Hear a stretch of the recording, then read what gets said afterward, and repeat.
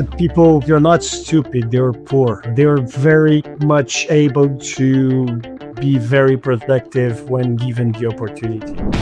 I think there's going to be more and more entrepreneurs trying to create business with impact. There has to be someone helping these people with money and business advice. That would be a dream if I could work full-time with this.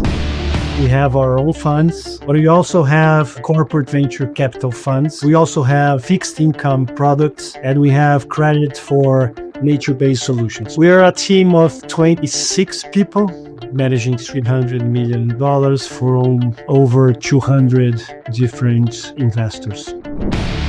We didn't even call ourselves impact investing for the first 2 years. We call ourselves like a social impact fund, but not a philanthropic. There was a lot of confusion when we mentioned social impact. Over 83% of you that listen to or watch this show regularly haven't yet subscribed to this show. So could I ask you for a favor before we start today? If you like the show and if you like what we do here and you want to support us, the free and simple way that you can do just that is by hitting the subscribe button or following us on your podcast app. It helps this channel more than you know. Thank you and enjoy this episode. Daniel, it's great to finally connect with you today. Thanks for coming on the show. It's my pleasure. Thank you for having me. I want to start with your story because I think context is everything. You grew up in São Paulo, in Brazil, of course, which is a mega city and where you literally have millionaires and billionaires living next to people in extreme poverty. That's not just something that you read about. That was your daily reality when you grew up. So tell me about your childhood and your family and what your parents did and how those early experiences shaped you and your worldview about inequality and opportunity. I come from a large family. My parents had 4 kids. I'm the oldest one. I have 3 younger sisters. They had me relatively in a small period of time. So I'm 5 years older than my younger sisters. So they had 4 kids in 5 years. And they were quite young, right? My parents were like 23, 24 years old when they had me. It was not a wealthy childhood. We were from a lower to middle income family. We live in a relatively small house. My parents would sleep on the living room. We had a room for the 4 of us, plus a kitchen and a bathroom. So it was like quite a humble childhood. It improved as we grew older because my father then got better jobs. My mom started working after we grew up, but was not a wealthy childhood. What did your father do and your mother do? My father was the first of his family to go to college. He was a mechanical engineer. So he would take jobs like large projects, paper mills or orange juice factories that he would help set up these huge machines. My mom used to be a clerk in a bank, but later he did a law school. So it's like an amazing story. This lady, 30 plus, 4 kids, she was able to get into the best law school in Brazil by herself. So then she got a public job and she kept on this job till she retired. What about your early experiences from your childhood? How did that shape your worldview growing up, sleeping in very close quarters and at that level of society and your school experiences? What's your takeaway from that when you look back on it? We didn't have much, but there are 2 things that my parents did not save money on. It was like food and education. My father especially was very strict on education. He would expect us to get like very good grades. We went to public schools. I had a close contact with the families and kids from very different social classes early on. I think like it was very formative to live with some kind of restriction. I think like my first pair of jeans, I was like 12 years old, for example. Right? I had like 1 sneaker and so on. Both like learning to live with financial restrictions and also like valuing a lot the quality of education and grit, as you'd say, towards having a better future. So my father was very strict. My mother was very strict. That made us leave the cycle where the family was, right? All the four of us, me and my sisters, now have good jobs, are in much better position and in life than we were as kids. So this drive towards work, education was something that we got from our parents. Around 1994, you left to go to Rio to study business administration at Fundação Getúlio Vargas, which is one of Brazil's top business schools. Why that school and why business administration? Where did this idea to study business come from? I didn't have many options, right? It was like at that point, 94, we had to choose schools or colleges that would give us a chance to get good jobs, right? So my father gave me four options, was either medicine, medical schools, or engineering, or law, or business. And I didn't have any particular skin towards the other. I didn't like math that much for engineer. I didn't want to be a doctor. I don't like seeing blood. Oh, I thought it was too boring. So I went to business, right? It was excluding exercise. Because my father and my mother, they valued a lot, like the quality of education. We also had a very limited range of schools that they would accept paying for. Either it had to be like a public college that are very good here in Brazil, where you have the Universidade de São Paulo, or the top schools in each one of these four available teams that could follow. Because I didn't have any particular gift, I didn't know exactly at 17 years old what I wanted to do. And it was the best business school at that point. So it was a mix of these factors that made go to. Then you graduated, I believe, around 1998. And after you graduated from FGV, your first job, I'm not clear if it was at Submarino or was it already at Johnson & Johnson? It was an internship at Johnson. At that point, because there was not much entrepreneurship in Brazil, so the dream job would be to get a trainee or internship role in a multinational consumer goods company. I didn't go for finance. I wanted to do marketing. My first job was an internship at Johnson Consumer Goods in marketing, working with an international skincare brand called Neutrogena. That was my first job. And how did that come about to get that job? No particular purpose or mission. Based on my upbringing, I was incentivized to look for good jobs, not thinking too much about them. A good job and earn your money. I was at that level of consciousness. That's fair. And I think most people can relate to that. I don't think too many of us would go take career advice from an 18-year-old, right? So then you had a progression at Johnson because you left, I think, around 2005 to get MBA. But before that, what were you doing? Did you just stay with a skin product or what were you doing? So before I became like a brand manager or something, I had this first call for adventure. It was this first e-commerce website in Brazil called Submarino, submarino.com. They were for a time the Amazon of Brazil. And I was one of the first employees there. Right. So I set up a few categories like the electronic goods category. I was responsible for setting that up and say like call for adventure because there was something that kept coming back during my career, which was like looking forward and being somehow involved in something that I thought that was needed, that was going to grow in the future. So I joined Submarino by the year 2000. So it's very early days. I remember that the electronics manufacturers like Sony, Sen, Toshiba, they didn't want to sell to us because they didn't believe that e-commerce was going to prosper. So if anyone would buy a TV from Sony, for example, I would have to get their money, go to Sony, buy the TV with no installments, like upfront, and then give the TV. So the lead time would be like 40 days or so. So that would interest me a lot. And I felt that I was involved in something that was shaping the future somehow. Right. So that's why I made this move from J&J.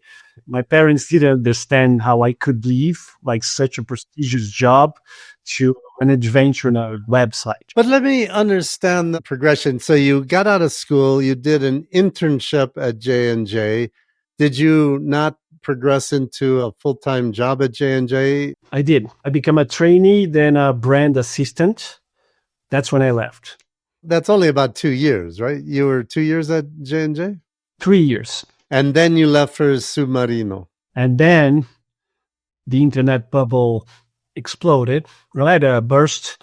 So they reduced their staff. I wasn't fired at that point, but the team was reduced. The investment was reduced significantly. And at that point, J&J called me, my former boss, she called me and invited me to go back to Johnson as a brand manager. At that point, the dot-com bubble burst. Then did it look like it was going to be pretty slow at Submarino? And then J&J started to look a little more stable and like maybe you can learn something there? And I got a promotion, a better position when I came back. They were valuing a lot my experience in the internet world. They were very worried at that point that they were going to lose all their talents to the internet websites, the .com companies.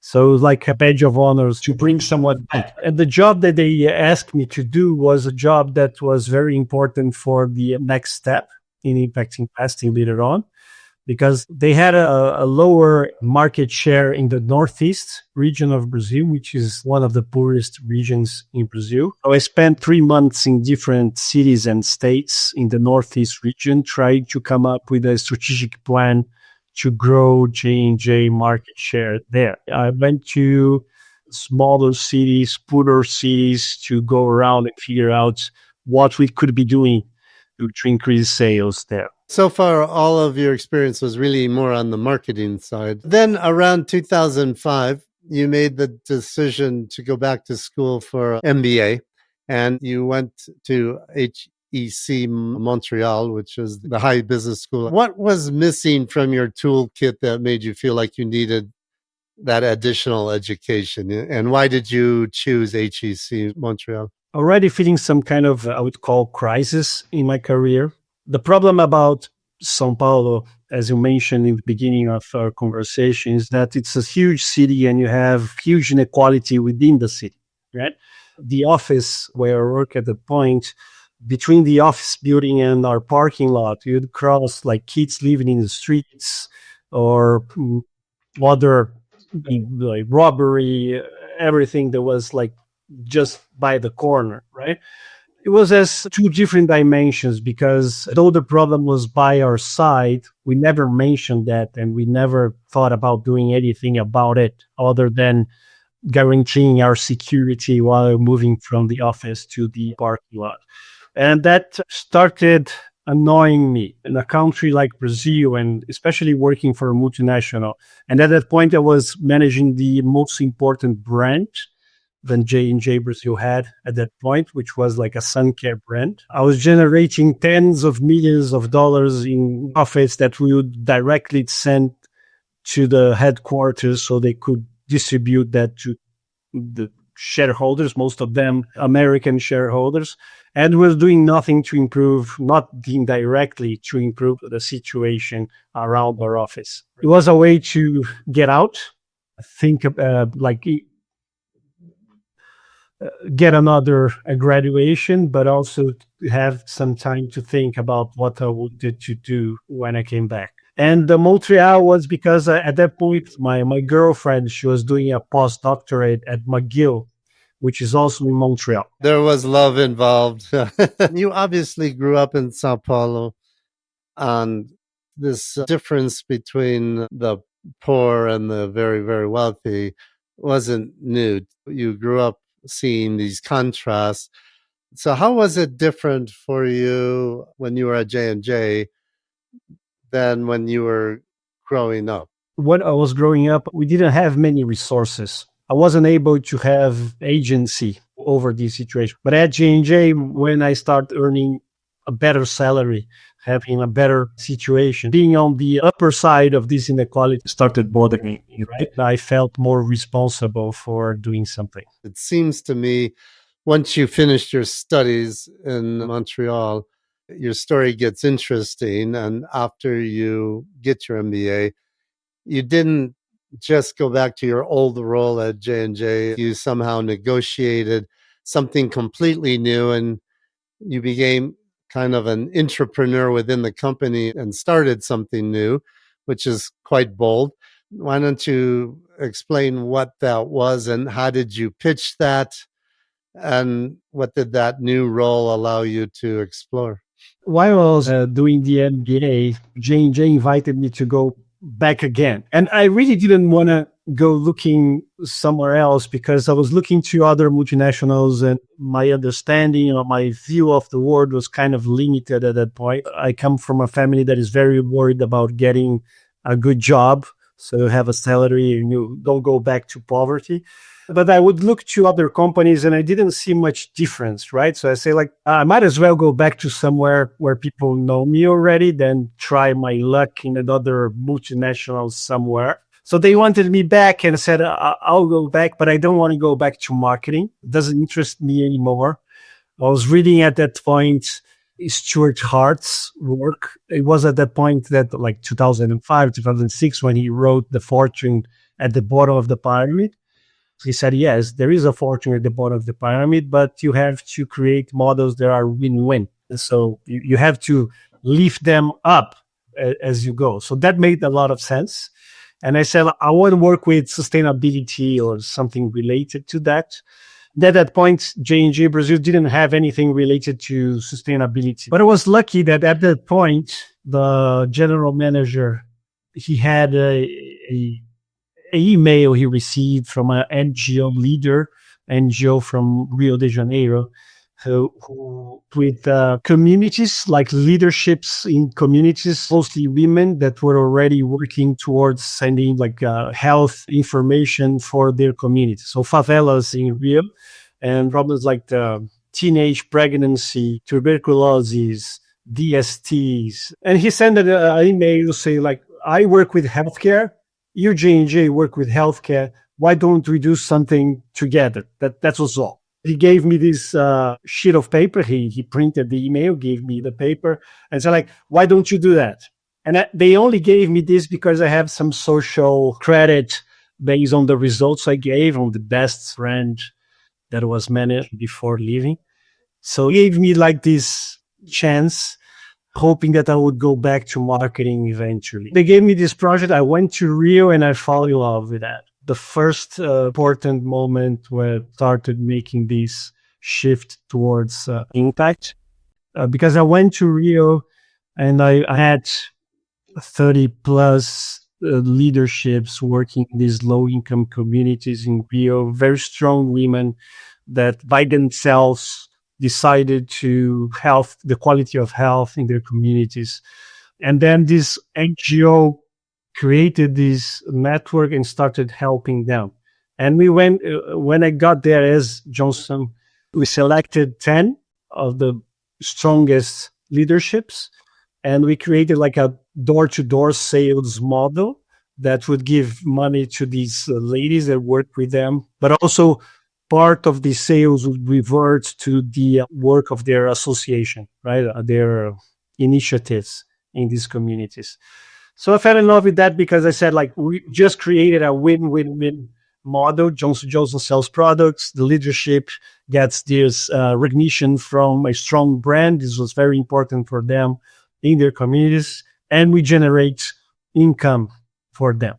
So that was a project I just setting up when I came back to join Johnson & Johnson. What was this that you discovered that most companies weren't even thinking about? Was any other company doing such a thing? Not really. They were like not exactly the same, but initiatives focusing low-income consumers by Nestlé and Unilever, but not an initiative that would involve the community as a partner, right? They were only seeing them as consumers and were developing lower cost solutions for them.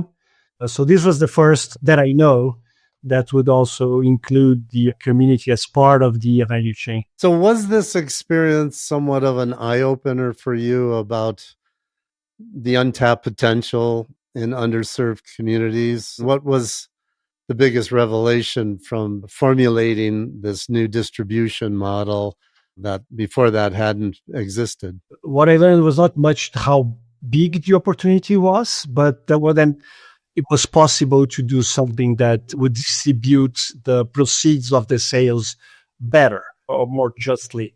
And they understand that the people, they're not stupid, they're poor. They're very much able to be very productive when given the opportunity. So here you are, a successful corporate career track. Probably your parents are smiling, very proud. You're working for a prestigious multinational, probably making decent enough money, enough to be comfortable. And then you have what sounds like a professional crisis and a personal reckoning. Was there a moment you suddenly felt like you were just making rich people richer while people around you were suffering? And what was the exact moment you realized that you had to completely change your life? The making rich people richer was the thing that made me move towards this new project within J&J. I fell in love with it, but it was too early for the company. I joke that today maybe this would be like the cover for the sustainability report. It was not a project that was much valued within the company at that point because sales are quite small, as you can imagine, especially on the beginning of the initiative. I didn't have any budget. I didn't have any company support. I couldn't see a future where this project would get more attention and have the chance to really grow. I was alone. And as I thought, they were just waiting for me to figure out that I had to go back to brand management or so. And I didn't want to go back, right? So I started looking around. So I was very alone in the company, which was bad because I couldn't make the project develop further. But it was also a gift because nobody was paying attention to my timesheet, right? What I was doing on a daily basis. So I went around São Paulo and Brazil and trying to find people that were already working on the same premises, right? These win-win models. And I got in touch with a few individuals that were beginning to work with impactful businesses, or as we call them at that point, social businesses. So I met people from a accelerator called Artemisia in São Paulo. They were already around for 2 or 3 years, very new again. And then I met a few people that were setting up the Impact Hub, the co-working space. It's a global co-working initiative, Impact Hub.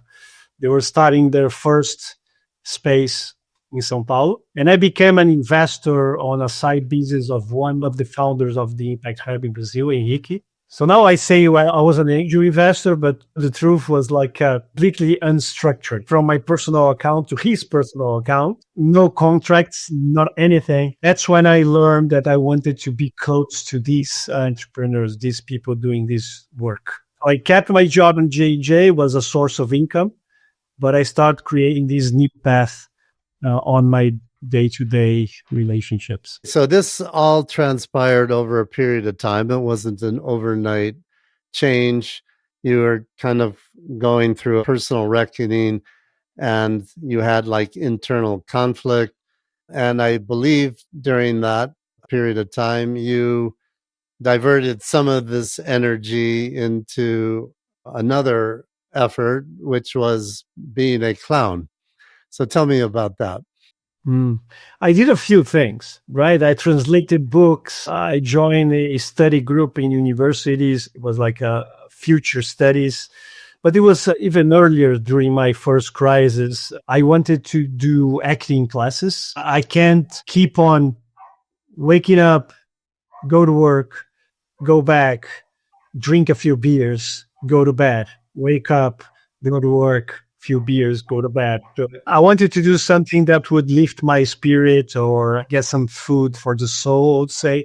So I remember it was when I was in school, I loved the school plays, right? So I wanted to do acting classes, but at the point, like a block away from where I was living, they were opening a clown class. Professor was his first class. I tried it, and the first day, everyone there was either a singer or an actor or a dancer, and I was the only marketing manager. And I thought I wouldn't want to stay. A few weeks later, it was like the moment I would wait for. I did this for almost 5 years. At some point, I left the class, but I joined a group of clowns that would do like night festivals.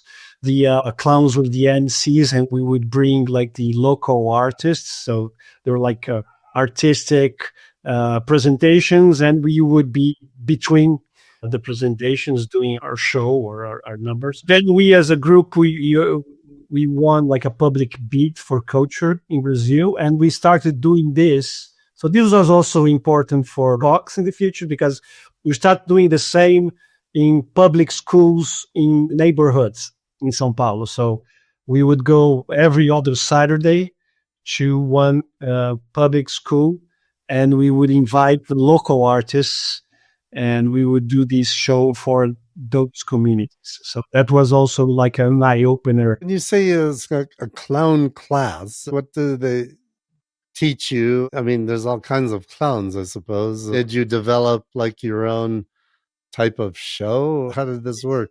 It was mostly based on improvisation, reacting to whatever happens. And what they say, like the philosophy behind this type of clown, was that the nose, which is what they call the smallest mask in the world, when you put it, you take all other masks. The exercise is to be yourself, the true self, without overthinking. So the clown is not someone who tries to be funny, is not someone who tries too hard.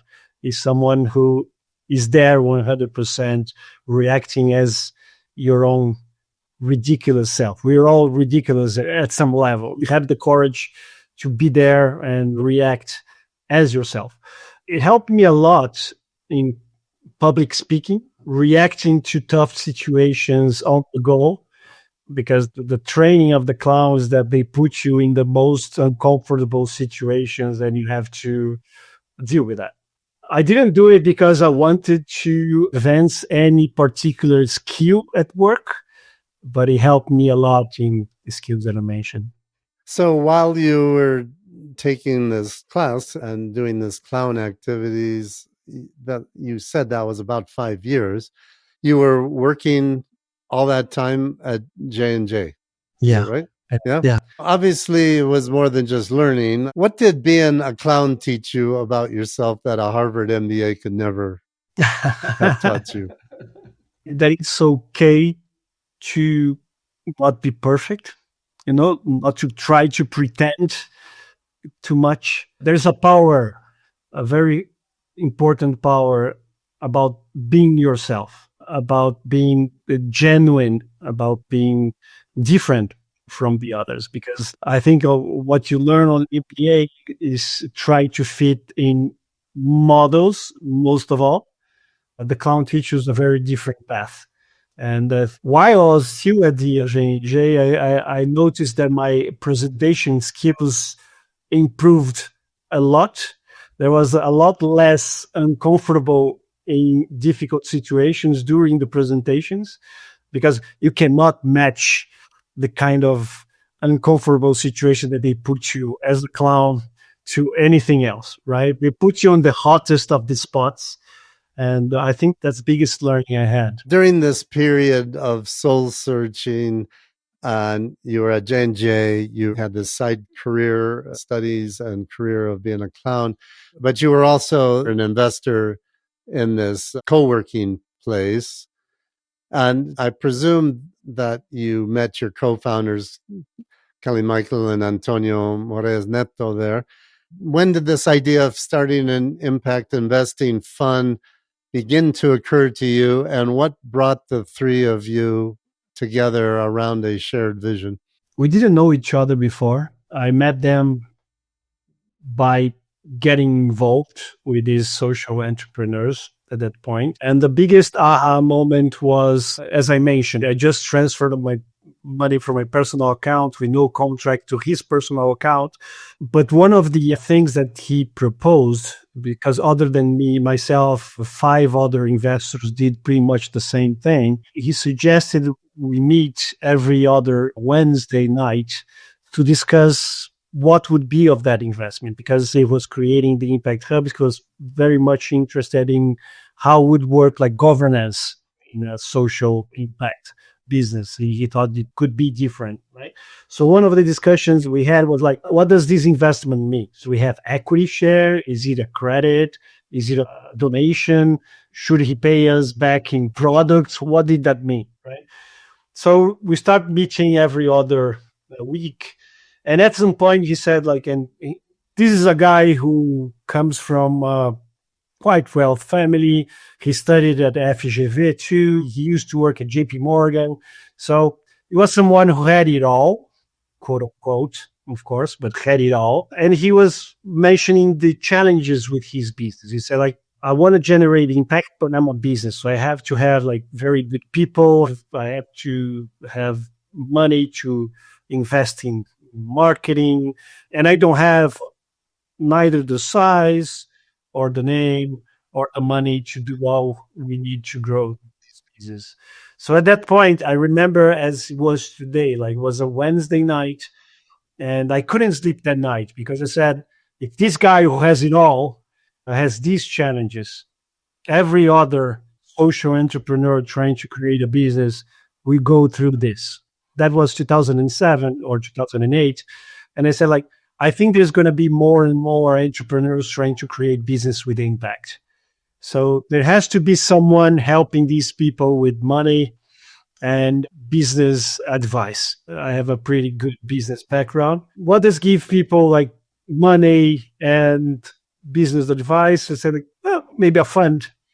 I think it would be a fund. So there's an opportunity, but also need for a fund that is looking towards social entrepreneurs. And I said, like, that would be a dream if I could work full time with this. I couldn't sleep because I was like, that's it. That's what I'm going to do. Looking back now, I think was the most naive thought I could have, right? I come from a poor background. I used to work in marketing. My network was not great, as you can imagine, but that's what I wanted to do. So next day I come to this entrepreneur, to Henrique, and I said, like, the thing you said last night gave me an idea to create a fund. And then serendipity happened, right? Because I said, now that you mentioned, last night, Kelly was at the meeting and he said, like, she is the founder of Artemisia. She's seeing these businesses that they are accelerating at Artemisia growing. And now she wants to create a fund, but trying to look for partners. She hasn't found anyone yet. So he presented me to Kelly. So of course we talked a few months after that, but the day after my idea, I got my first partner. She had a group of families in the US that wanted to give seed money to start this fund experience in Brazil. But so the next day I had my first partner and the funder, and Kelly owns net worth individuals, high net worth individuals network that she knew Antonio. Antonio comes from a very large entrepreneurial family here in Brazil, and he was at school yet, college at FGV too. And his final project was like a fund for social businesses. So the three of us met, each one of us coming from their own background with the same idea at the same point, right? So the three of us, we met in 2008, did like what we call the first strategic plan in January 2009. I remember creating like a vision and mission in 5 to 10 minutes. We were very aligned in what we wanted to do. It was almost magical that day. And the day I considered the founding of Vox, so January 9, 2009. So I came back. I kept working at J&J till March, but then it was a very strong movement for the three of us. So in March that year, we started working full time at what became Vox. So You three were creating Brazil's very first impact investing venture capital firm at a time when the concept of impact investing barely existed anywhere, let alone in Latin America. Tell me, what were those early conversations like when you were trying to explain to people what you were building? I think like the concept and the name impact investing, it got more broadly used after 2010, right? There was this seminal report from JP Morgan to the Global Impact Investing Network in late 2010. We didn't even call ourselves impact investing for the first 2 years, right? We call ourselves like a social impact fund, but not a philanthropic. So as you can imagine, there was a lot of confusion when we mentioned social impact. And not only that, but we were really young, right? I was by far the oldest of the three. I had just 32 years old, no finance background. Kelly, I think, was like 26. Antonio was 23. So very young. We started having conversations. They had very good networks, but so we started talking to everyone that we could, large families, the ITB, the government agencies. There were only three possible reactions all the time.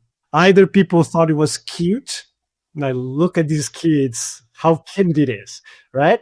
Or they would think like this completely crazy, out of the blue, that's impossible.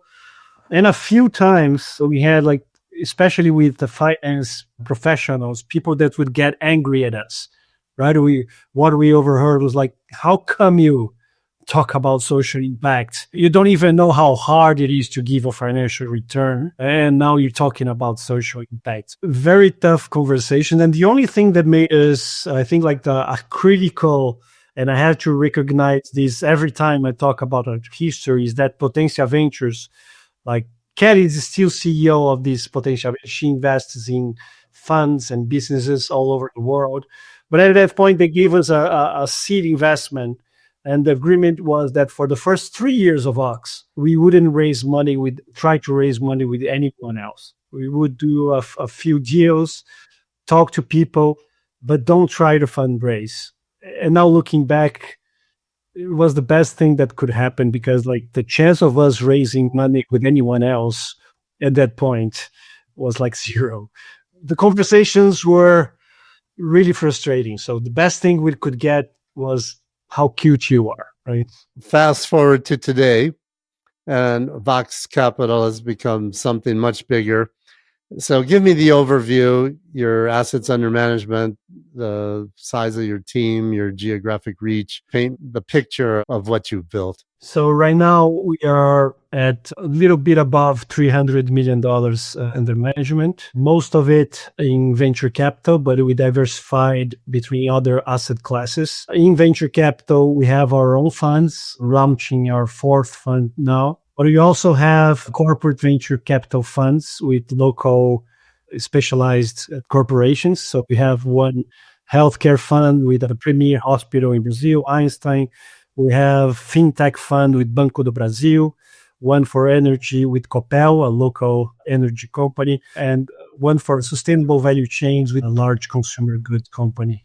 We also have like fixed income products, and we have credit for nature-based solutions. So they are the three pillars. We're a team of 26 people right now, managing these $300 million from over 200 different investors. You started out VC only, and then you've evolved to being a multi-asset platform that spans venture capital, private debt, and real estate strategies.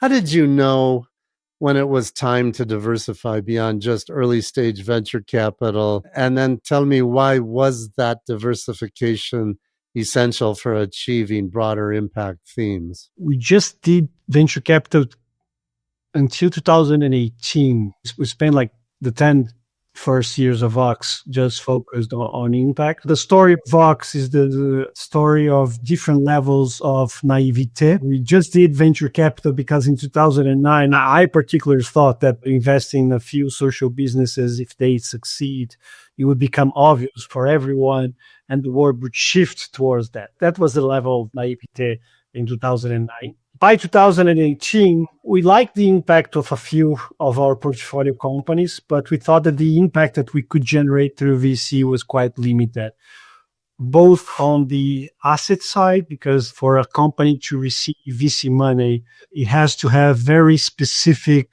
qualities like large markets, tech-based, scalable, very well-connected entrepreneurs. So very few projects, they fit into this VC criteria. And also on the side of investors, we could only pitch to professional investors, which in Brazil are between 10 to 20,000 people, within 200 million people in the country. And even those people, they put like a very small portion of their portfolios in alternative assets, VC, and impact VC even less. I remember I was with my partner, Gilberto, at that point. I said, like, I'm not happy with the impact that we are able to achieve with VC. I'm not okay with offering products for only 0.0001% of the money. What about the 99% of the money? Is it okay if they invest in things that don't have impact?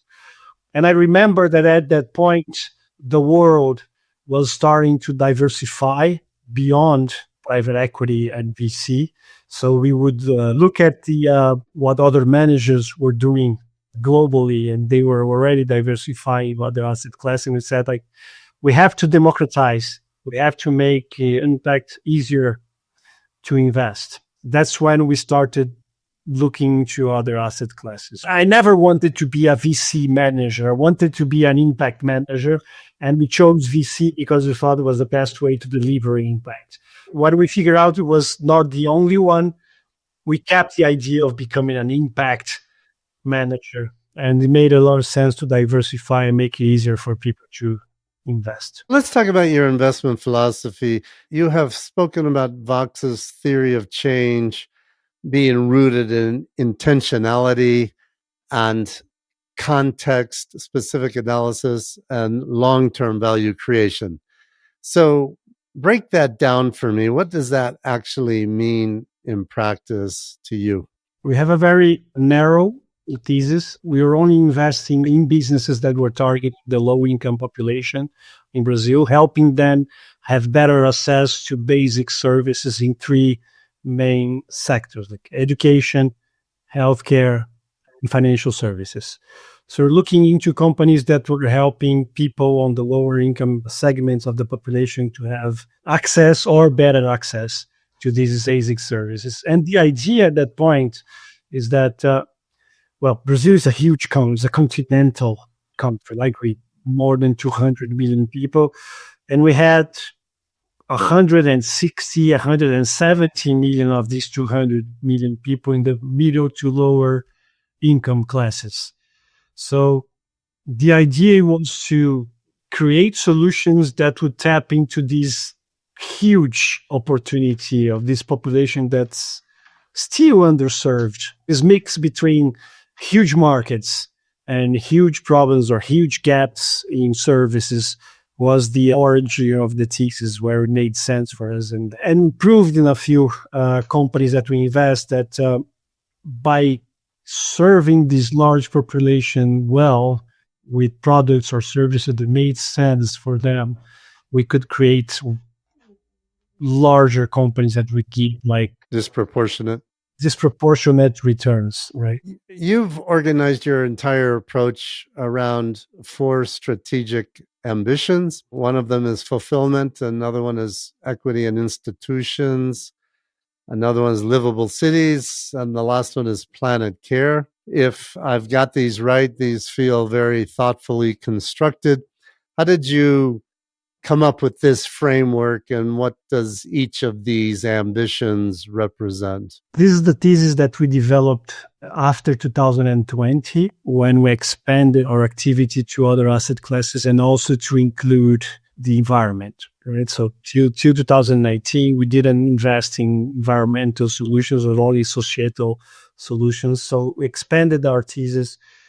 And the idea was to have a broad enough thesis to apply it to different funds and asset class. So the funds that we developed, they do not serve all of these four pillars. We choose which one to serve within each fund. So it was something that was useful for us to expand our operations and to understand what else we could invest, if not only in education, healthcare, and financial service. So it was a project that took almost a year in research, discussions. So we came up with these four pillars, which is like what in English we would call it lifestyle, which is pretty much where improving the life of low income people, which is pretty much where our past thesis is. So health, education, access to finance, also strong institutions. So things that are things related to GovTech or media, we could invest there. Cities that we would love to live in. So improve the quality of mobility or renewable energy, or sanitation. And in Portuguese, the planet part, we said like relearn to live in the planet. So we're thinking about calling it saving the planet. Planet's quite safe. We are in peril. So we have to relearn how to live in the planet. So these are the four. And so every environmental thesis is within this relief, mostly learn to live in the planet. Environment spans all four of these different focuses. Did I understand that right? Also, yeah, pretty much. Yeah, but we have one specific to talk about it, right? As it stands now, I guess around 4 or 5 years after you developed this framework, what is the high-level split in your AUM that you've deployed between these four verticals? I would say based on our history, we still have close to 80% of it in lifestyle. I would say like close to 15 environment and then 5% in institutions. Between institutions and mobility and the cities seizes, because they're quite new and we still have like the legacy of our operation before. One of your core investment principles is backing companies that are built for scarcity but desirable for all. That seems to be a theme. Built for scarcity but desirable for all. I find this fascinating because it challenges the traditional view that you have to choose between serving low-income markets and building scalable, high-quality products. Explain this philosophy and why you believe the intersection of the base of pyramid and inclusion and product excellence seems to be where you find your sweet spot. It's not an easy balance, as you can imagine. The idea is that we didn't want to invest in things that were created thinking that they were poor consumers, right? So things that are low quality or not that great service. So the idea was to use innovation and technology to offer great services in a low enough cost that it makes sense for other consumers also to use. I think like the best example that we have that fits this criteria is a financial services company that started when they were created in 2017, 2018, like still 40% of the Brazilian population were either unbanked or very poorly served by banking services. So what they created an app where people could pay their bills or buy digital services using someone else's cell phone. It was targeted towards already like small entrepreneurs, people that have their bodegas or their door-to-door sales, or they would cut the community hair. They already had their bank accounts, so they had now their app within their phone where people could go their bills and pay using their phone, so they don't have to leave the city to go to a bank branch in another city. It was very common at that point because you have more than 5,000 cities in Brazil, and you have only less than 2,000 with bank branches right now. So sometimes people take the bus to go to another city, everyone at the same day, right? Because the light bill or the water bill all deadline is the same day of the month. So you have to get there early, get a queue, almost take a day to pay your bill, right? Because people don't use their banking app. Right? At some point, we had like 3 million people using this service every month. But one thing that is important that made the leap towards the higher social class is that Zio is also very concentrated, has one of the most concentrated banking sector in the world, like 5 largest banks that have 90% of the accounts. And you could not pay these service bills in other bank, which was not one of these 5. So while setting up the service for the low income consumers, they noticed that this could unlock these services to other fintechs and other new banks.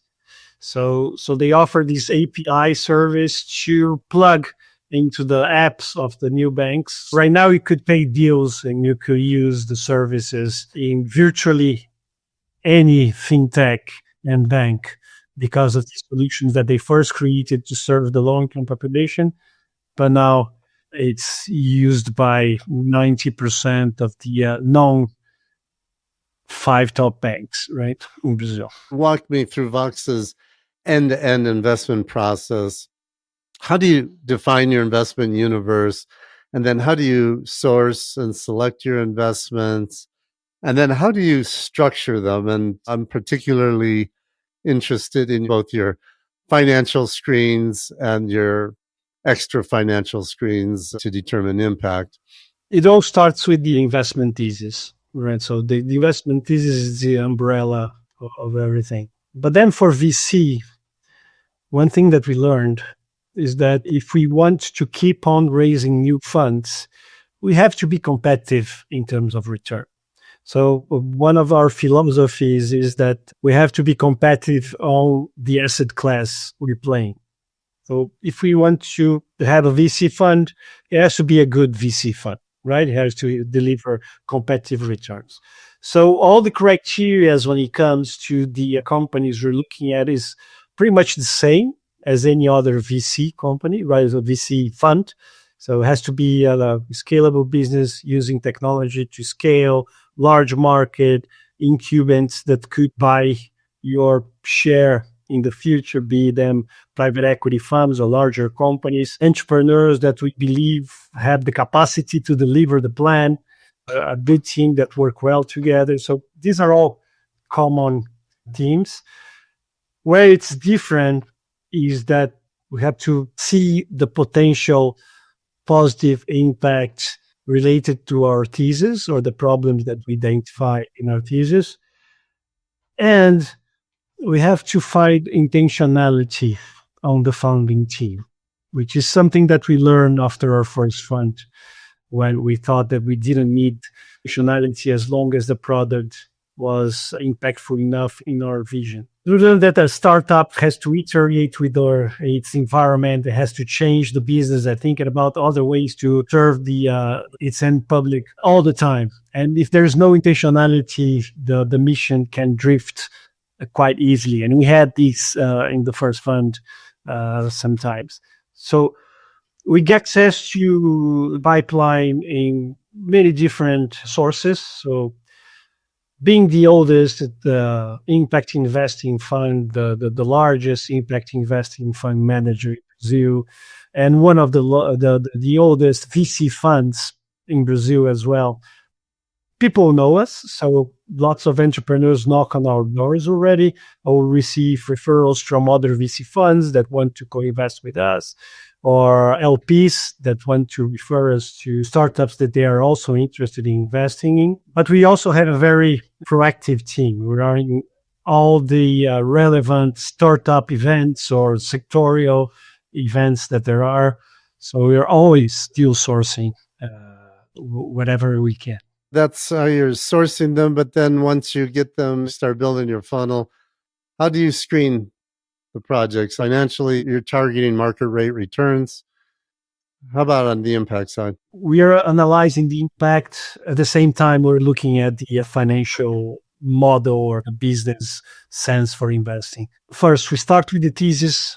Of course, When we're looking into a solution, we see if they are serving one of the items within the thesis, because the thesis that I mentioned to you, they are very high level, but detailed list of issues that we're looking at within these theses. So if the solution that the company is developing fits this criteria, they already move to the next phase, right? But then we go and talk to the entrepreneurs, analyze the capacity for that service or product to scale. There's a very important stage when we're looking into analyzing the company, when we're talking about the impact, which is the theory of change, right? So for every company that we invest, we sit with the entrepreneurs and we create with them the map for the theory of change of each one of them, which serves a dual purpose, right?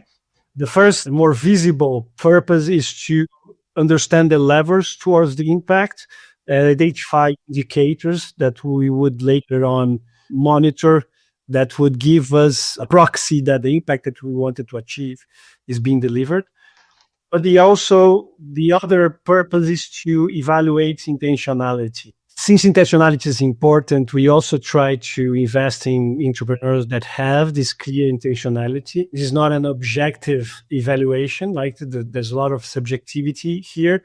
But I can tell you that most of the times, after having talked to, I don't know, thousands of entrepreneurs, in 15 minutes, I know if you're true or not. Lots of entrepreneurs come knocking on our doors saying that they're impact because they know what we want to hear. But then on a theory of change workshop that we spend a full day with the leadership team of the startup, it's a lot of work if you don't care about impact. We had a few of the companies that were excited and looking for investing with them that did not pass this evaluation because they could not take the tier change exercise seriously or could not go deep on what they're trying to achieve in terms of impact. I think like the most important phase for the impact evaluation is the theory of change workshop. You were the first asset manager in Brazil to receive BlueMark verification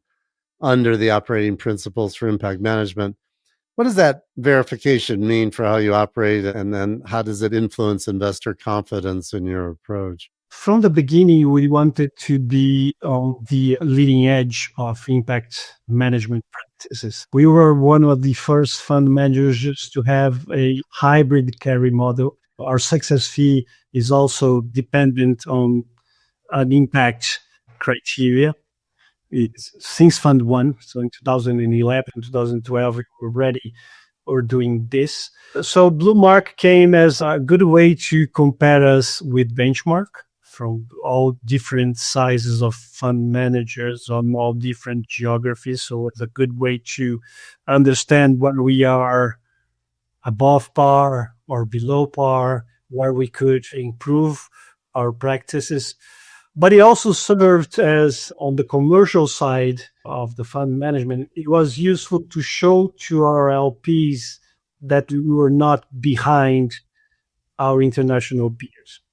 Because sometimes we have like what we call vira-lata syndrome, which is like the dogs that have no clear race. So we have a syndrome that we are not good enough sometimes, right? We're not as good as the European managers. We're not as good as the US-based managers. So people think that these managers in other geographies are a lot more advanced than we are in impact management. It was useful to show them, no, we are as good as they are, right? Of course, there are things that we can improve because there are people doing it better elsewhere, but we are doing better than the average in many other teams when it comes to impact management. So it was good to know where we have to improve, but also to show people that you can trust us. We're doing a good job too.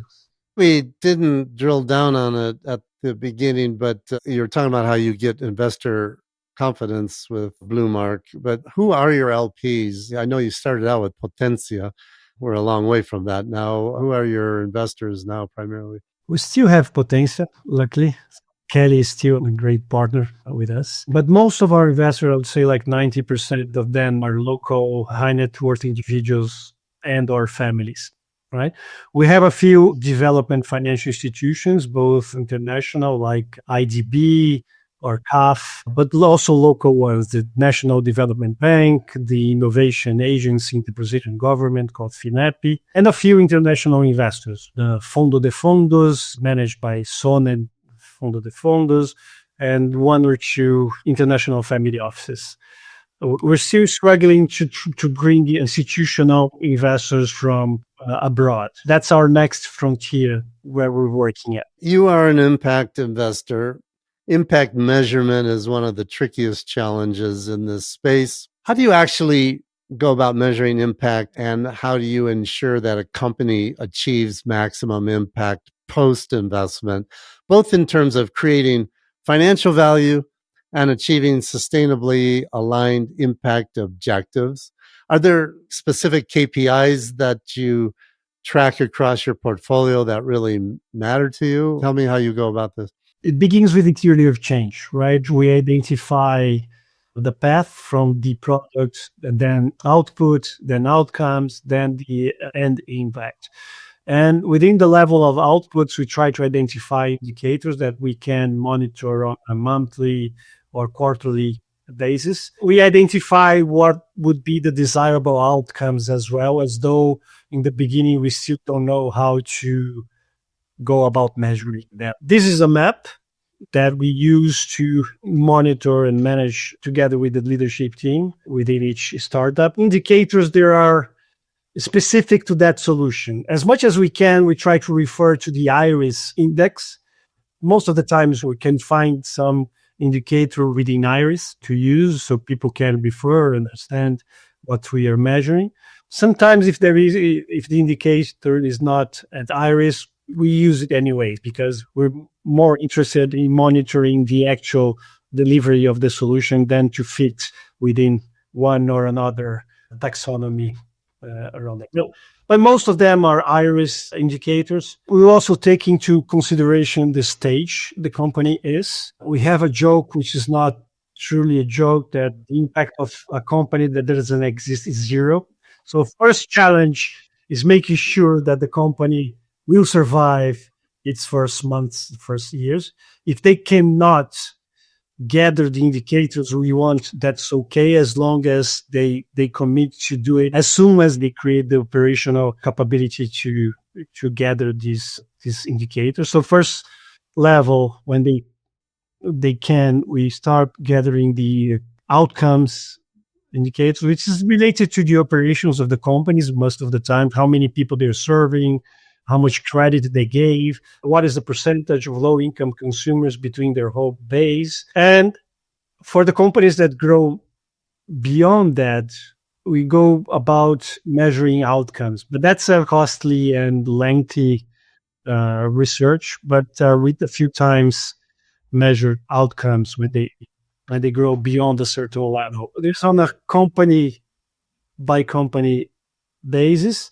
But we also have like this portfolio overview that we use to pay or not our impact related carry. Every company goes through the B impact assessment every year. So in average, our portfolio has to be a B Corp, right? We have to go in average beyond what would be like a B Corp level on the impact assessment. So every company goes every year through the impact assessment as well. I'd like to understand your value creation approach through some real portfolio examples. Walk me through a couple of your portfolio companies that you think represent your investment strategy, and start from the initial investment thesis through to the outcomes, and maybe explain how you've proven that impact and financial returns can and do coexist.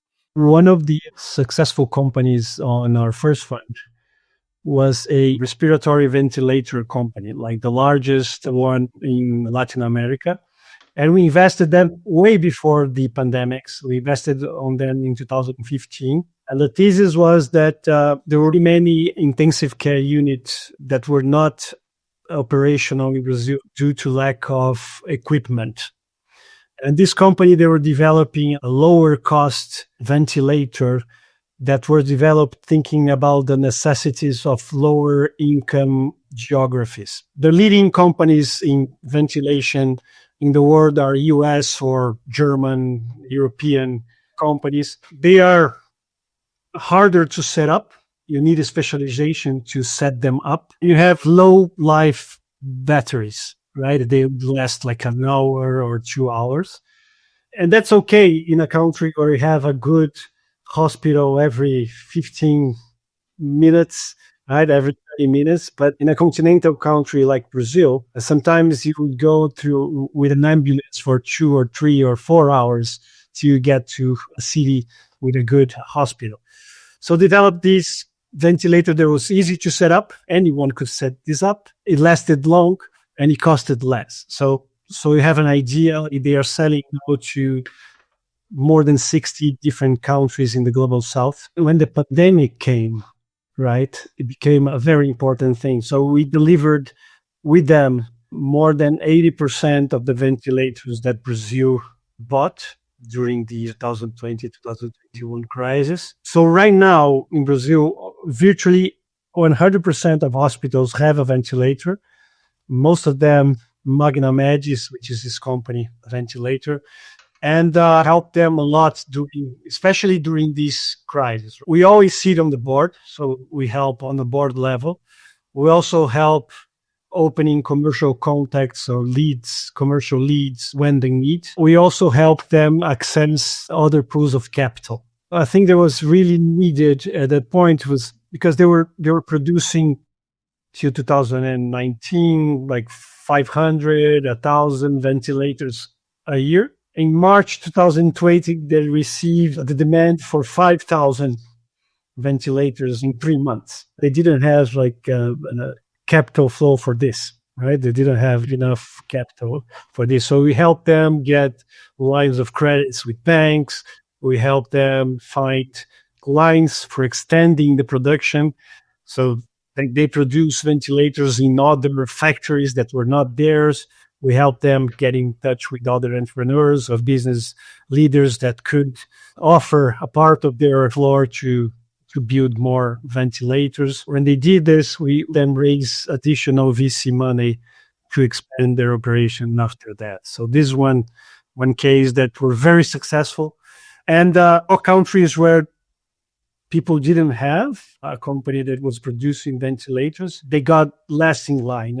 I remember it was crazy, right? We didn't have parts for the ventilator, so we had to buy them from China, but they couldn't land in the US because if the plane landed in the US with ventilators parts, they would confiscate that for the US market. So we also had to develop manufacturers of these parts within Brazil so we would have enough ventilators. So it's very, I'd say, interesting. I don't want to go through that again, but it was a very interesting moment. We're really happy to help in a way to reduce the impact of the crisis at that point in Brazil. Do you have one other portfolio company you could speak about, perhaps? I mentioned already Cellcoin, the financial provider, right? So the financial service provider.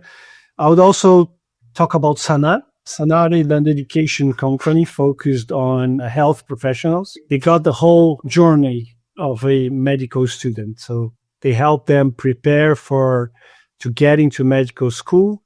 They have material to help them. They have additional resources to help them through the school, but they also help you get to the market. There is a test in Brazil that is called residency, which every doctor has to take if they want to work for hospitals or in the market. And before Sanar, this company, the prep course for residency would cost $10,000 a year, and it was all presential and only in large cities. So if you're a medical student, you have to move or live in a large city like São Paulo or Rio and have more than $10,000 to pay for this course. So they launched a 100% online course that cost $1,000. So, and it was really high quality, like 80% of the students would pass the test. And now you have people in over 4,000 cities in Brazil using this platform. Not only you gave more access to medical students, you give them access to the professional market, but also another thing that we didn't foresee before is that before Sanar, if you needed a specialist like dermatologist or oncologist, also had to go to a large city because there are very few of them in the smaller centers.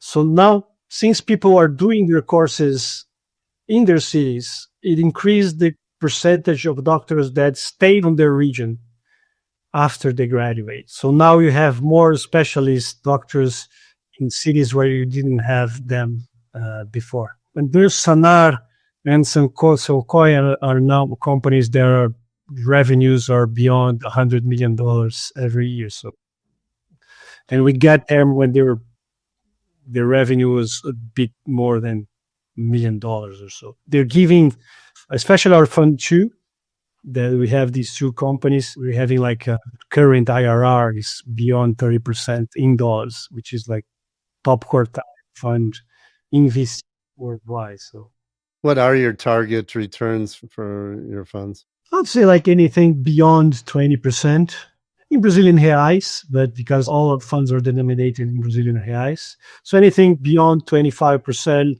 we consider it a success. But Fund 2, the one I mentioned, is at 40% right now. You've said that the biggest mistake investors make in Latin America is ignoring the 85% of the population that represents the real growth opportunity.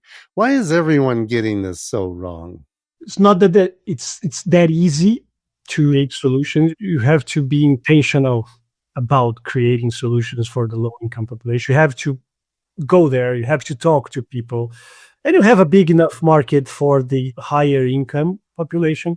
And most of the managers, right, investment managers, usually they come from the higher social classes. Hard for them to understand that there's other needs, other target groups that you can tap into. They're looking into their social class, right? Their group, what the group is consuming, what the group is using. But for you to develop something for the lower income population, you have to take a step beyond that. It's another risk profile, is another weight that you have to lift if you want to really find the sweet spot on serving this population.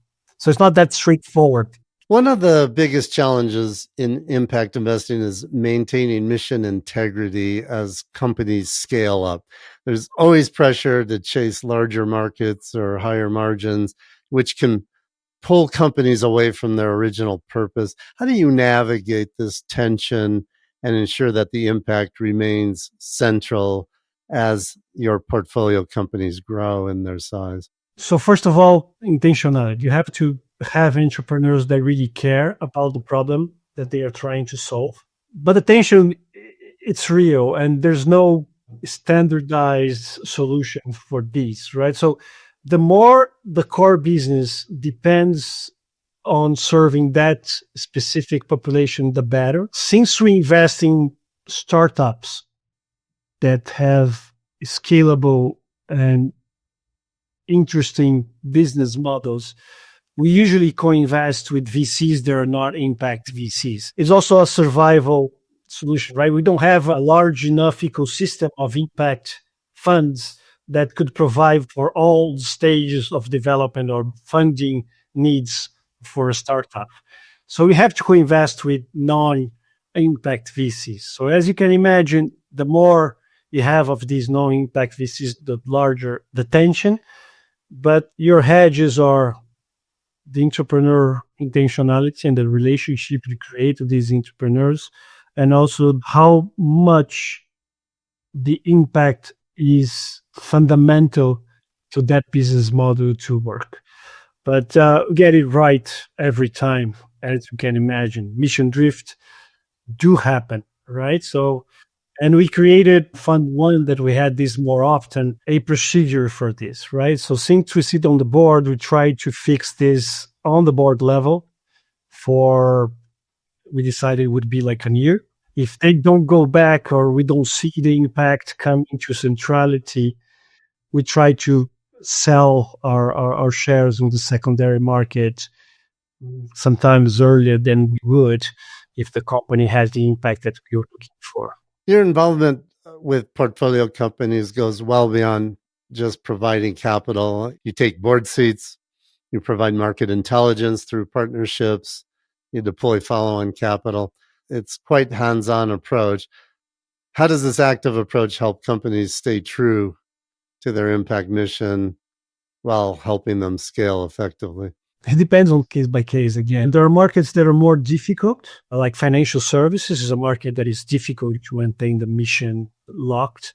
But when it comes to healthcare providing or education, we find it's easier to find entrepreneurs that are intentional in these markets. What we use as a tool on a day-to-day basis is the theory of change. We know what to value, and we learn over time that for those entrepreneurs that are willing to take the whole journey towards impact, that the theory of change is a good managerial tool as well, right? Because if you're using that and you find that the indicators are not good and the company has impact on its core, it means that they have to improve the product or the service to have more impact. And by having more impact, the product and service becomes more interesting for their target population.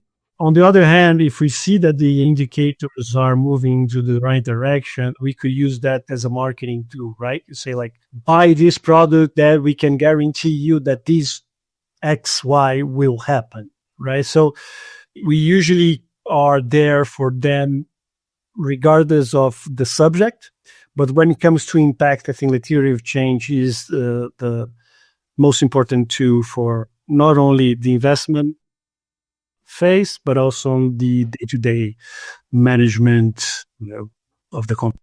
You've been doing this now for more than 15 years. You've seen the evolution from skepticism to acceptance to growth. When you look at the future of impact investing in Latin America, especially considering political volatility, rising inequality, climate challenges the region faces, what do you see? What we learned during the pandemic is that there was a boom in interest in impact and ESG due to the pandemic. So there is this correlation between the level of pain we're going through and the consciousness of how important it is to care about the impact of what you're doing, right? So I think the pandemic gave us like a signal. It reverted back after the pandemic, but I think like the more pain there is, more people will resort to impact. But we change through pain and love, right? But pain is more effective so far. So it's got to get worse before it gets better. We're trying to make people realize that they should care about that on good times, but we learned that on bad times is when they really realize it. But when it comes to future, currently we have a quite different understanding of what we should be doing when it comes to the development of impact in investments. And what you're saying is that the impact investing box, it's useful, right? Because it gives like a common practice, benchmark. We don't have to explain every time what we're doing because people have a reference. But at the same time, if you create a group that is within a larger group, which is the investment, and you call one little group impact investment, you give license in a way for those other people not to care about the impact of what they're doing. What we say now at Vox is that every investment has an impact. And that at point in our life, in our history, and all the challenges that we're seeing, not only in developing markets, let's say, let's talk about US, Europe, everywhere, right? Not doing investments without caring about what you're creating is not sustainable anymore. I think that the future of impact investments ideally would be that every investment discloses its impact, be the impact positive or negative, right? So instead of creating more walls and sophisticating more the impact investing group right now, I would rather we look into the other investment fund managers and ask them what is the impact? What are they creating and or destroying to get their initial return? I think that will help leveling the playing field in a way, right? Because right now, as an impact manager, I have more duties and costs, right? I need a team for impact. I need to collect more data, and would not work if we had like 5% of the being the world, or 1% or 10% or even 20% looking towards the impact. It's 80, 90, 95% doesn't care. If you could wave a magic wand and remove the biggest barriers to mobilizing more capital towards underserved communities in Latin America, what would you change? And what are the structural issues that still need to be addressed? It's a magical one, so it's magical. I'm gonna need it for that. I'll make people understand that it will only be good for everyone when it's really good for everyone, right? If I only care about myself, but inequality is growing, the environment is being depleted, this is going to revert back to me. So it doesn't matter. At some point, if we keep on this track, it won't matter if I get like 30, 45, 50% for my portfolio, if it's going to be useless in the future, right? If there is social unrest, or if I can't breathe the air where I'm living. My magical wand would be like for everyone to realize that we have to work as a collective so everyone has a better life. Inequality is okay up to a point, and using natural resources is okay up to a point. After that, I would pitch Vox to them. I could help deploying your resources towards this common goal. Political volatility, rising inequality, climate urgency. We've been discussing all the massive challenges that Latin America faces. What's your most unpopular opinion about what needs to happen to fix these problems? Money has to flow. Ultra high net worth families and individuals, they have enormous responsibility on helping these resources flow better so they can reach the communities, they can reach people who are in need. It's not really popular. I'm not advocating that the government has to do that for them. Ideally, using my magic wand, again, people would say like, I have a lot more money that I can use in several generations. So I might as well help my fellow earthlings to improve right now. Instead of saving my billion to the 10th generation, why not helping people that are sharing Earth right now with me? So people don't like very much me talking about that, but I think more money you have, the biggest is your responsibility towards what is happening. You've been exploring concepts like regenerative finance and catalytic capital. These feel like the next evolution of impact investing. What's your vision for how these approaches could address Brazil's most pressing challenges? And how is this influencing Vox's strategy going forward? Brazil is one of the countries where it's talking about natural resources is most critical. Like we have the Amazon forest. Most of it is within our borders and is being depleted every day as we talk. When it comes to Brazil, both on emissions and when it comes to forests, it is related mostly to land usage. We have a quite sustainable energy grid, but when it comes to cattle and extensive agriculture, like commodities, it occupies a huge chunk of our territory. And these are the two most important factors when it comes to deforestation, right? They're advancing the forest frontier. When we talk about natural capital, natural resources, that's the beauty of this kind of investments, what I see, is that to leave a legacy for the longer term. If you invest in reforestation, if you invest in sustainable agriculture, if you invest in sustainable cattle, you do not only offer returns on your investment, but then you leave a legacy that will last longer term, because now you have a new forest, right? Now you use less land to produce meat. Now you rotate your culture so the soil doesn't get depleted. So I think that it gives us a longer term impact than when it comes to social side, because my perception 15 years down the road working on the social side, you have to provide all the time continuously, so people continue to have access to that. As for nature, you have a longer period where your solutions impact the world. Daniel, I've got a few rapid fire questions for you before we wrap up. Don't overthink these and just give me whatever first comes to your mind, or if nothing does, feel free to take a pass too. That's okay. But if you had to name the one most important challenge in the impact VC investing space at this time, what would it be? Fundraising, still fundraising.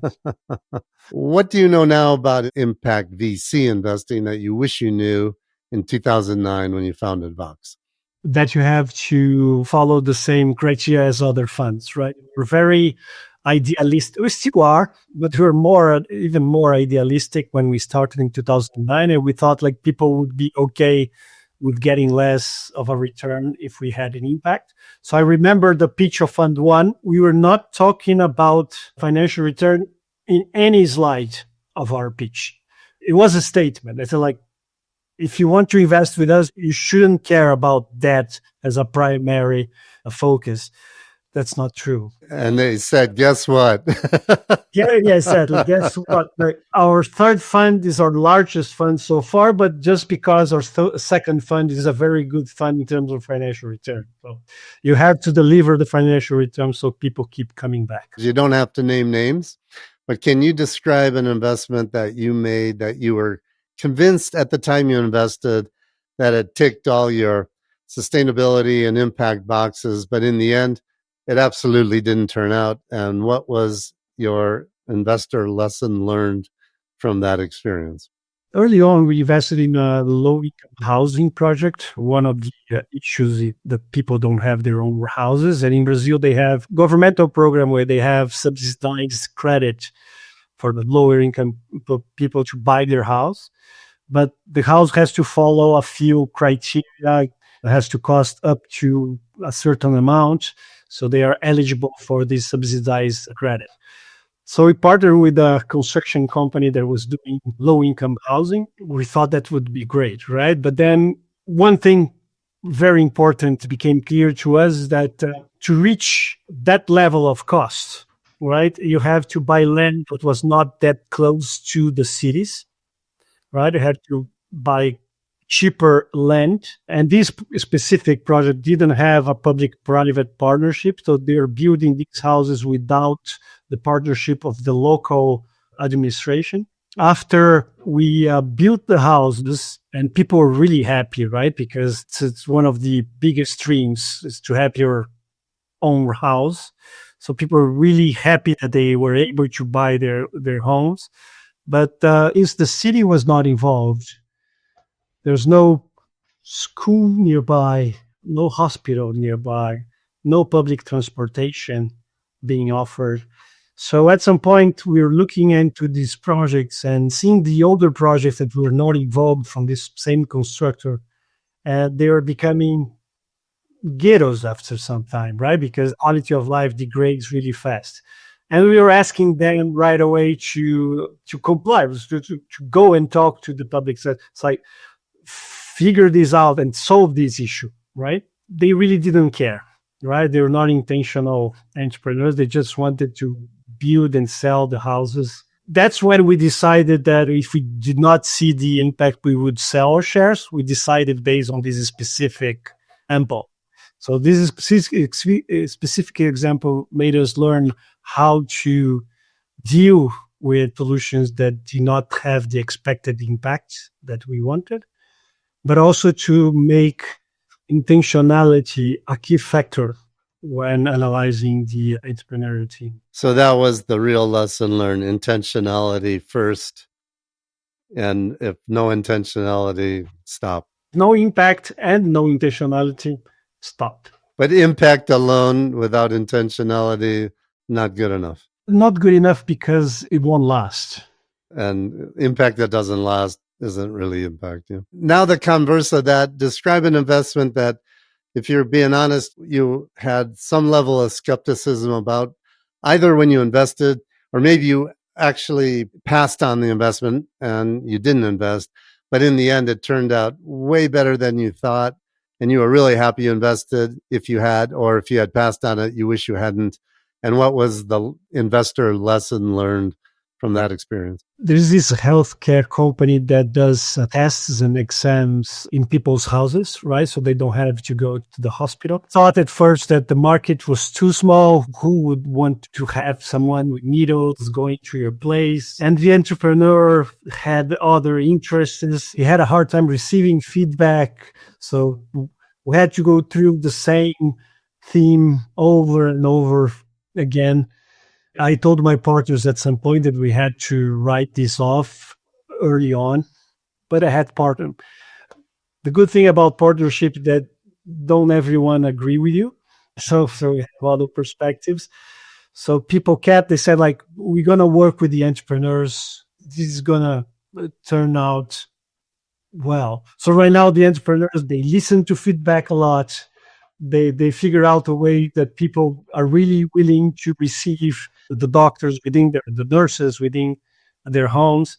And it's one of the companies that are growing in the largest rate right now. And they just raised a huge Series B round with the international investors. What was the lesson learned, though?